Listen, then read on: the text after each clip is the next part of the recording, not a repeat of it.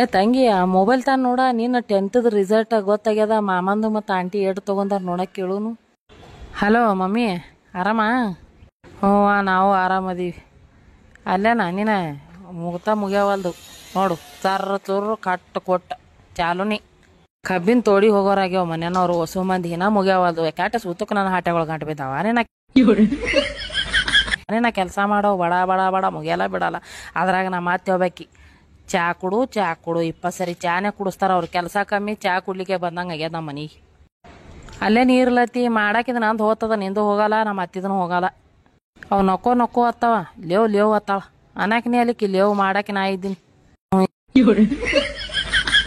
ಇರ್ಲಿ ಅವ ಕರೆ ಎಲ್ಲೇನ ಕುಡು ನೋಡ ಅವನ ಕೈಯಾಗ. ಹಲೋ ಅಕ್ಕ. ಯಾಕೋ ಹಂಗ್ಯಾಕ ಆವಾಜ ಎಟ್ ಬಿದ್ದಾವ ಪರ್ಸೆಂಟೇಜ?